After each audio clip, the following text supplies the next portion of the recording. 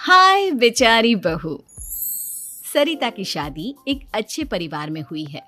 उसका पति रोहन उसे बहुत प्यार करता है। घर में उसकी सास शांति और ननद मीनाक्षी भी है, जो सरिता के किसी काम में दखल अंदाजी नहीं करती।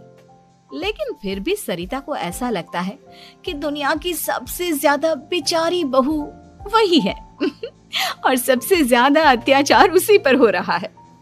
माँ जी, ये लीजिए आपकी चाय। अरे बहू, तूने इतनी ज्यादा चीनी क्यों डाल दी चाय में?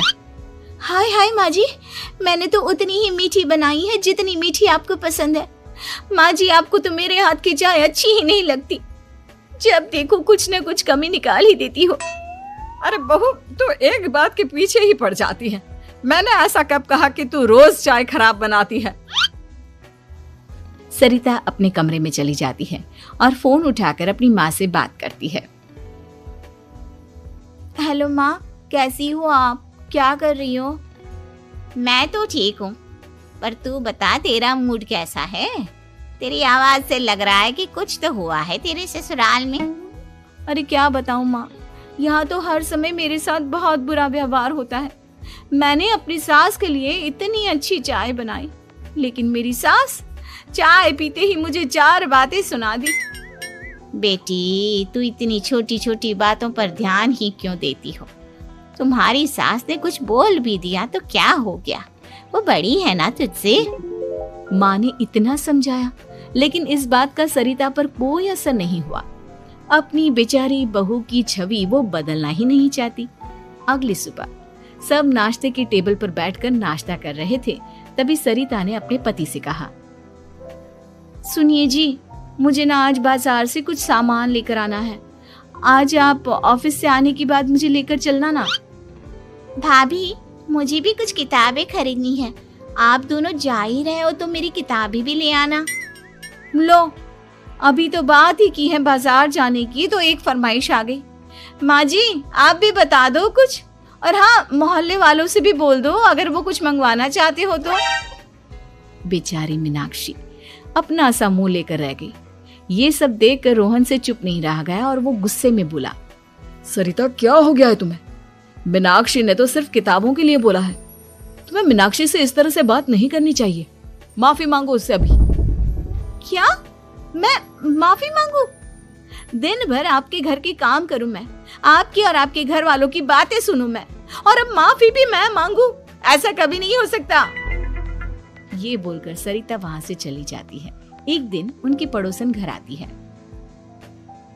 अरे सरिता, क्या कर रही है?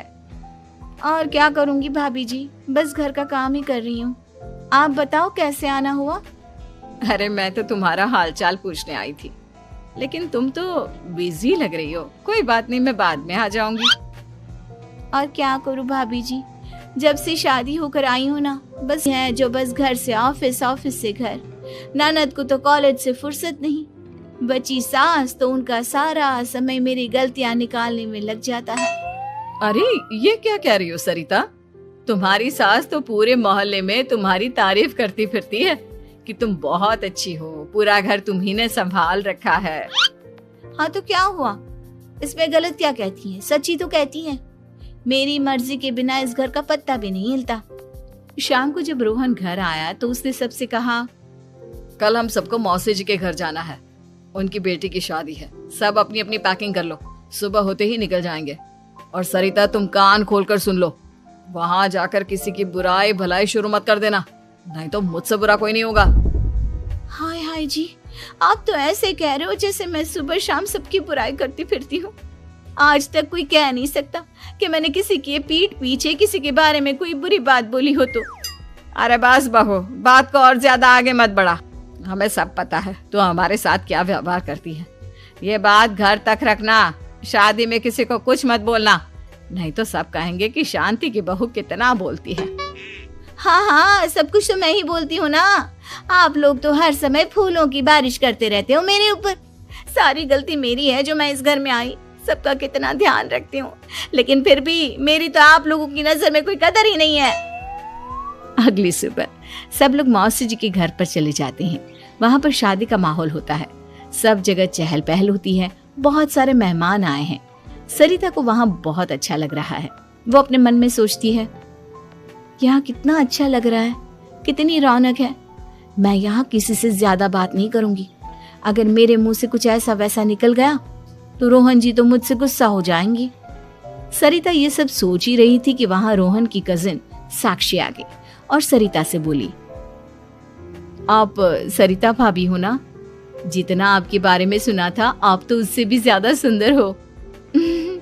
हाँ वो तो है, मेरी सुंदरता की तारीफ सब करते हैं।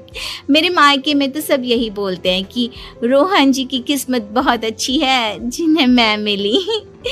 लेकिन आप कौन है? मैंने आपको पहचाना नहीं। मैं रोहन भैया की कजिन हूँ। आपकी शादी पर नहीं आ पाई थी ना, इसलिए आप मुझसे मिली नहीं कभी। शांति मौसी और मीनाक्षी आपकी बहुत तारीफ करते हैं। क्या कहा तुमने? मेरी तारीफ? कभी नहीं। मेरे ससुराल वाले कभी मेरी तारीफ कर ही नहीं सकते। मैं इतनी अच्छी हूँ, मेहनती हूँ, लेकिन उन्हें तो मेरी कदर ही नहीं। सारा दिन घर का काम करती हूँ, फिर भी मेरी सास ना मुझे सुनाती रहती है और पति भी मेरी सास की साइड लेते हैं। ना कभी बाहर ले जाते हैं ना कहीं घुमाने। अगर घुमाने के लिए कभी बोल भी देना तो उनकी बहन बीच में आ जाती है। मैं कैसे रह रही हूँ उस घर में ये मैं ही जानती हूँ। सरिता की ये बातें सुनकर साक्षी को बड़ी हैरानी हुई। अब वो हर किसी के सामने अपनी बड़ाई और ससुराल वालों की बुराई करने लगी। रोहन और शांति को सरिता पर बहुत गुस्सा आया, लेकिन वो चुप रहे। अगले दिन जब वो अपने घर पर आए, सरिता, तुमने क्यों सबके सामने मेरी इज्जत का तमाशा बनाया? तुमसे बोला था ना कि चुप रहना। अजी ऐसा भी क्या कह दिया मैंने जो इतना भड़क रहे हो? तुम जहाँ जाती हो अपना रोना शुरू कर देती हो। हमारा तमाशा बनाकर रख दिया है। हे भगवान, मुझे अपने पास बुला ले। जिस घर में मेरी कदर ही नहीं उस घर में मेरा क्या काम? अरे क्या करूंगी मैं यहाँ रहकर? जो भी आता है मुझे सुनाकर चला जाता है। मैं तो किसी से कुछ नहीं कहती। सीधी सादी बहू मिल गई है ना सबको, तो जो जी में आए वो करो। सरिता ने अपने आगे किसी को कुछ बोलने ही नहीं दिया और उस दिन भी उसने सबके सामने खुद को बेचारी बना ही दिया। अगले दिन मीनाक्षी कॉलेज के लिए लेट हो रही थी, इसलिए वो हर काम जल्दी जल्दी कर रही थी। अपना नाश्ता लेने किचन में गई और पतीले में रखे गरम दूध को गिलास में डालने लगी। दूध का पतीला उसके हाथ से छूट गया और गरम गरम दूध उसके हाथ पर गिर गया। ओए माँ, हाय मेरा हाथ, माँ मेरा हाथ जल गया। मीनाक्षी की आवाज सुनकर सरिता दौड़ती हुई आई। ये क्या किया तुमने? तुम्हें नाश्ता चाहिए था तो मुझसे बोल देती, मैं क्या मना करती थी? अब पता नहीं कितने दिन की मुसीबत पाल ली तुमने। सरिता मीनाक्षी को उसके कमरे में ले गई और उसका बहुत ख्याल रखा। उसका इस तरह से ख्याल रखना शांति और रोहन को थोड़ा अजीब लगा। माँ, सरिता के दिमाग का भी कुछ पता नहीं। कल शादी में सबको इतना कुछ बोल कर आई है हमारे बारे में, और अब मीनाक्षी की कितनी अच्छी देखभाल कर रही है। ये ऐसा क्यों करती है? बेटा, तेरी बीवी की ना आदत हो गई है सबके सामने खुद को बेचारी दिखाने की, और आदत इतनी जल्दी नहीं बदलती।